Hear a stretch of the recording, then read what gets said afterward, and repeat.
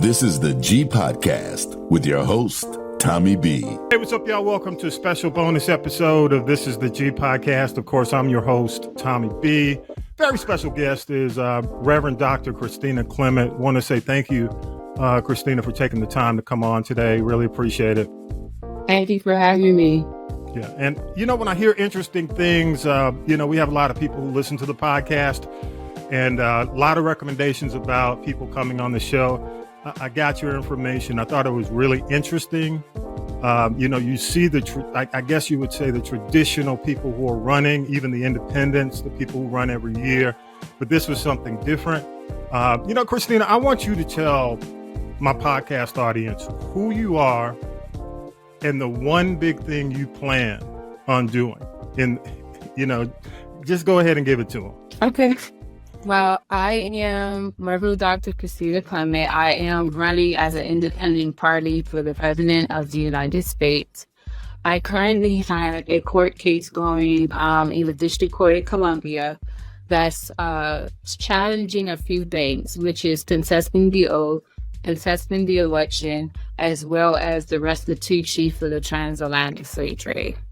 The reason why I'm doing that, because as a presidential candidate, you are allowed to create the policy for the people that you are representing. So I chose to represent people who are unrepresented, which is the Afro community, indigenous, aboriginals, so forth, right? People of color. And the main topic that our community have always been voiceless about is reparations. And I studied the law for 5 years to understand that language, to understand really why we weren't able to get it yet when there's so many other communities that were able to obtain it.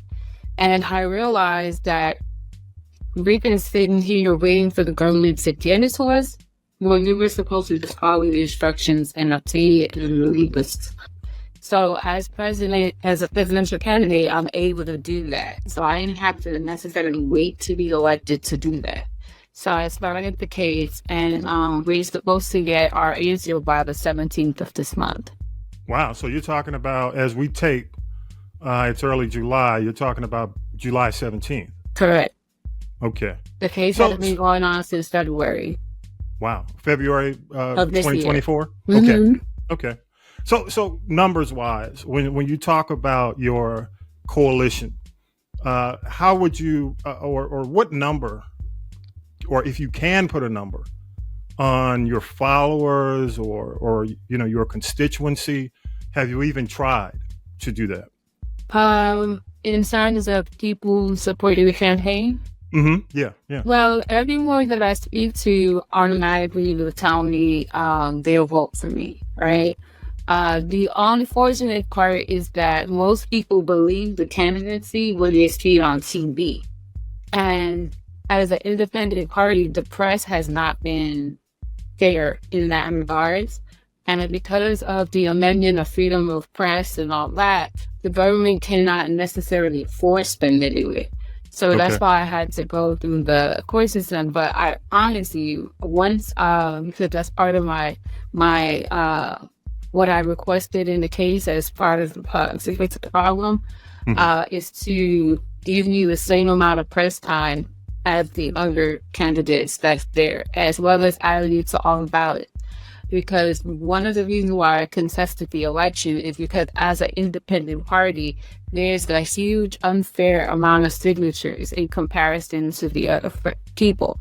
So the Republicans and the Democrats, right? So for example, for an independent party, I will have to get 219,000 physical signatures, while a Democrat would only need 26,000 and a Republican only 54,000. When it's supposed to be fair across the board, right? So, and that's the whole point of the electoral college, is to make sure that the campaign is fair across the board. So when you look at the signatures, is that a process you've begun or started? I on your? didn't start that because in order to do something like that, you will have to obtain donations from people, right? Right. And I am representing the African American community where a lot of them they claim to not pay attention to politics. They've lost all hope in politics. So here I'm supposed to go and ask them for donations to go into a web of unfair practices. That would be throwing their money away. So instead of doing that, I just went through the legal system. So now, once I get my judgment, then they will be mandated to put my name on the signature because of those unfair practices. So I save the community money that way. So as you're out and about and you talk to people, just the general public, okay, Black people, indigenous, the folks who you want to represent, you go into those communities. What are they saying to you? They're proud of me. The older generations are proud of me. They thank me for doing such a thing. They're giving me their blessings. And then you have the naysayers who are in disbelief, right? Because they're just comfortable with the routine of the disadvantage of the community, right? I don't believe it. It's always going to be like this. But everybody, and I said, listen, our community is addicted to complaining, which some will call that a victim mentality. And the only person who can help you out of that is the individual person. You have to be mindful of your thoughts. You have to question why you think it's not possible.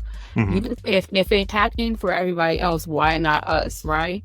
So those people, though, have the loudest voice, right? And when they have the loudest voice, then everybody else kind of follows suit, right? To the height.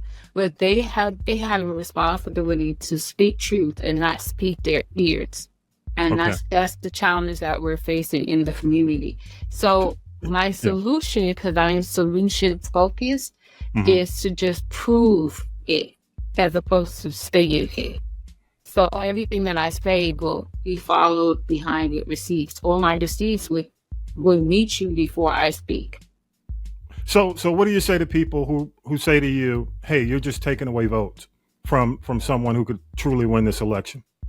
I would say that has already been done because I truly vote in the election.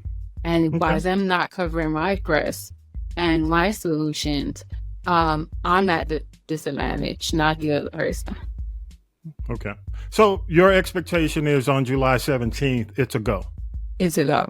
Because you have to realize they've been throwing out or dismissing all other cases that were facing reparations, where mine has not been thrown out. My case hasn't been closed to go to appellate court. So, and you're based, where are you based, Christina? Now in Georgia. You're in Georgia. Okay. Do you hear from any of the politicians in Georgia, some of the parties or any of the other? I'd rather not intermingle with them, only because I am contesting the votes, right?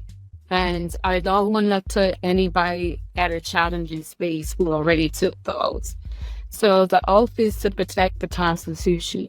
So my challenge is, how can I take an oath to protect the Constitution when the Constitution does not protect the people that I represent? So in order to take an oath to protect the Constitution, then you need to introduce laws that will also protect them and protect your minority party, where the scales will be balanced. Then I'm willing to protect that. Okay. So Christina, I want to ask you this. If considering what you're saying, do you think the other independent parties haven't already given this a shot? No. I think that because once you register to run for president, there's this rule book that pops out about 500 pages. I feel like what they've done is just went straight to the tab for independent party and then just try to follow each one of those steps. Me, I've always been a person that needs to understand the full picture before I act, because I would like to know, okay, if I do this, how does it affect everybody, right? So my solutions to running for president is going to not only help the Black community or Black America, it's also going to help all communities. Why I say that? Because with that giving the 500 quadrillion in restitution to the Black America and the indigenous and all that. Say that number one more time. 500 quadrillion. Wow. Mm-hmm. How'd you come up with that number? It's a calculation based off of 1.4 trillion population. But that should give each person about 357,000. But that will also be with the mental health and the repairs and the education and a trust accounts for each family based off of your last name, right? So if you're a Johnson, then there's a trust that will go into that pool for the Johnson. And then it will build your family that way. Since our community is driven off of family legacy. So that's how we'll address that. And then in turn, that's when I put the national deficit in the surplus. So everybody wins.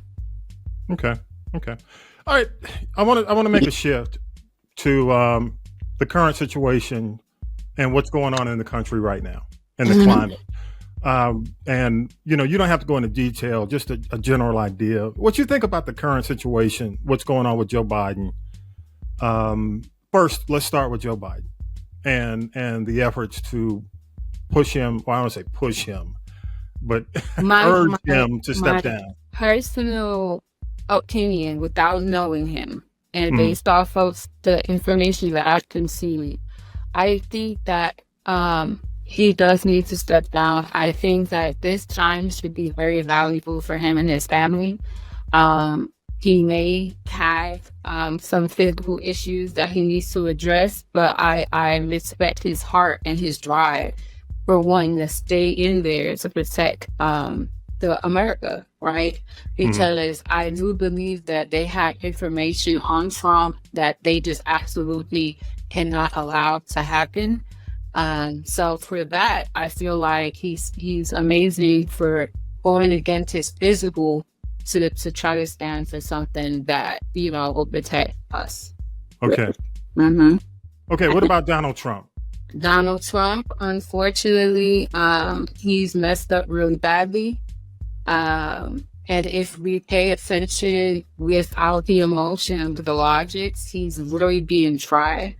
And I say that with the January 6th committee meeting that they had with the Dr. Field Review, and then they had the other experts on the panel, and then they had a focus group of the community responding to that interview.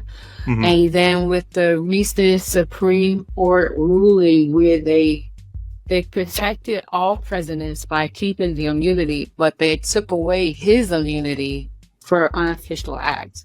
So the next step, he's really walking that walk into his demise. So I'm not really concerned with his backwards winning because he did commit a crime.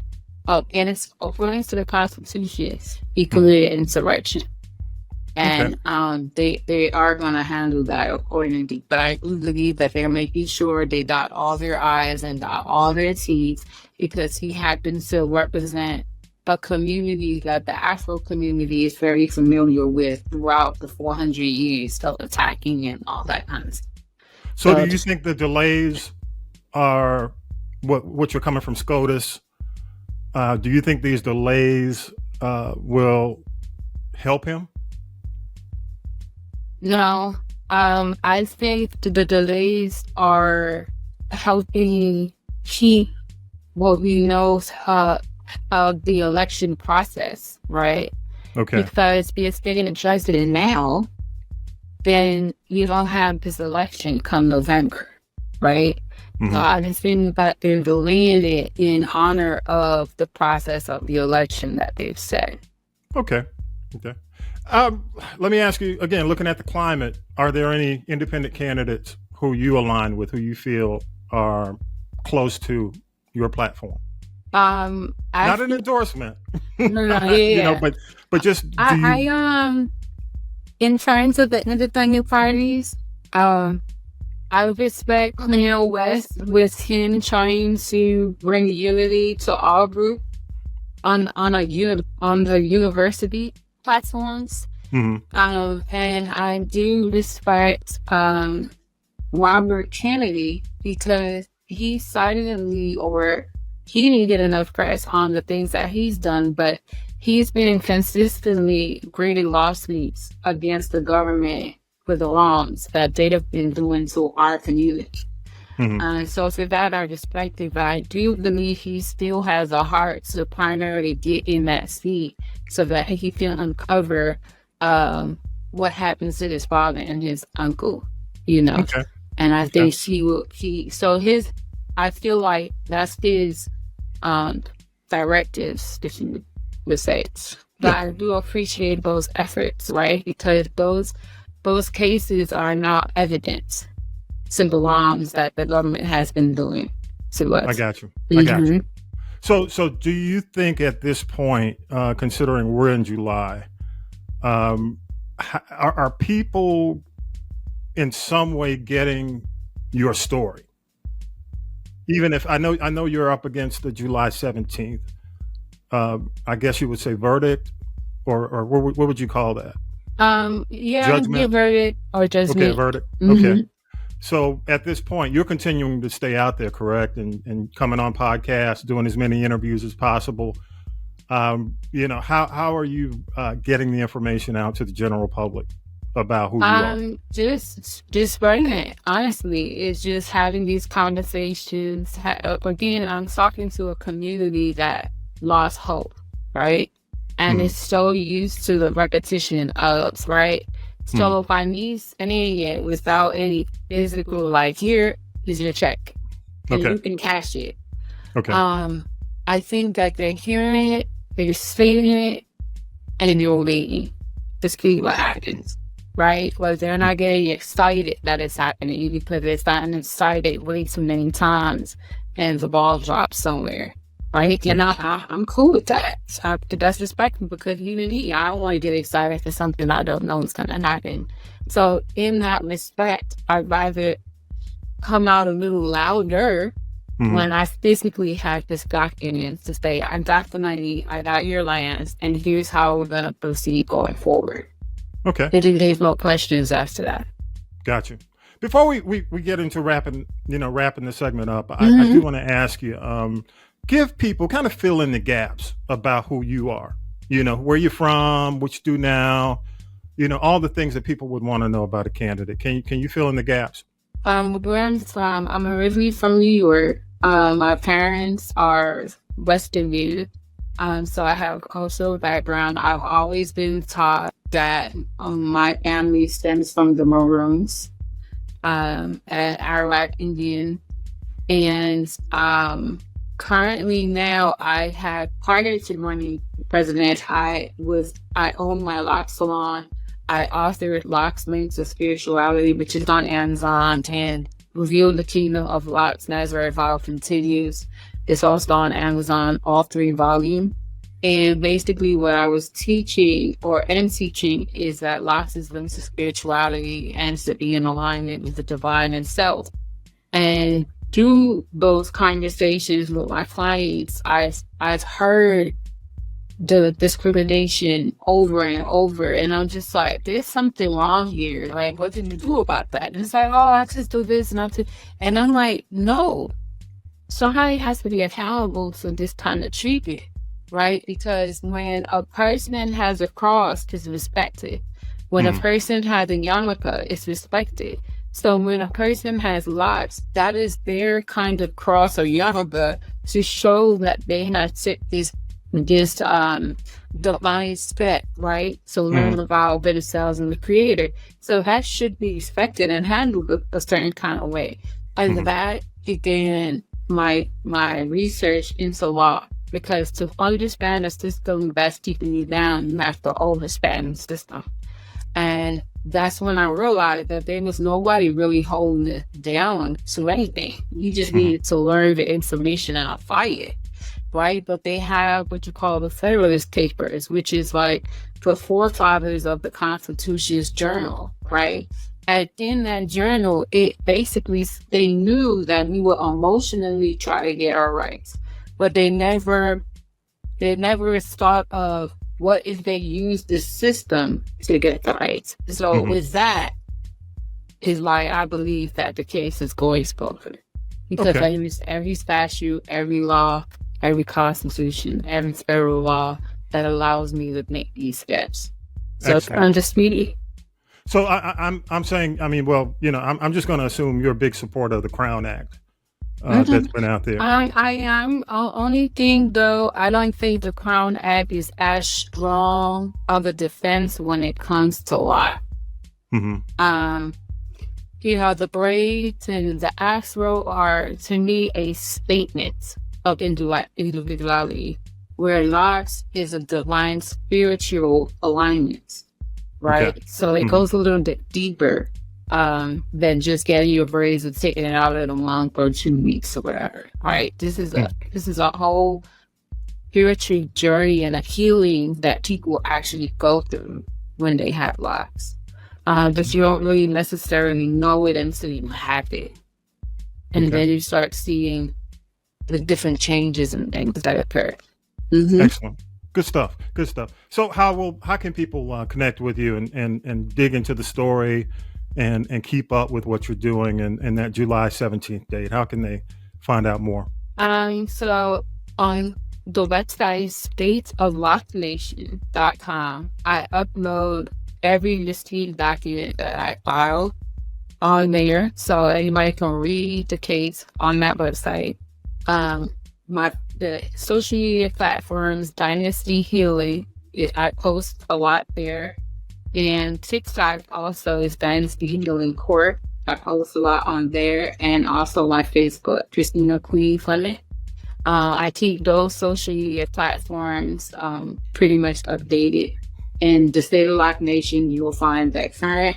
And if you want to go directly to the court's website, it will be Clement versus Garham, or case 124 CV 00479 RC. And you'll be able to see the court records from their actual database. Excellent. Okay. Again, the website is stateoflocnation.com. Correct. And I'll make sure I get all the social information. If you can send me that, or if you got a link tree with all that in there, you know, make sure I get a copy of it. So really, Reverend Dr. Christina Clement, presidential candidate. I want to say thank you for taking the time. I know you've been busy, got a lot going on. So I really appreciate you taking the time. Anytime. Okay? And don't forget, y'all, if you like to continue to support what we do at This Is the G podcast, and you can see we go deep. I mean, we touch on topics and bring on people who may not be heard, you know, and allow you to give feedback. So if you like what we do, go to castropolis.net. That's CASTROPOLIS.net. You can leave a comment. You can support us. And we're trying to keep our ads to a minimum. So definitely give to the podcast, especially in the month of July. Okay. All right, y'all. Thank you, Reverend Dr. Clement. And I wish you the best. And we'll definitely be paying attention on July 17th. I'm going to touch base with you again. Okay. Awesome. Thank you. Okay. And with that, y'all, this bonus episode 228 is in the can. Want to say peace and power to the people. Thanks for listening. You've been listening to This Is the G Podcast. This Is the G Podcast is a production of the Castropolis Podcast Network. Thanks for listening.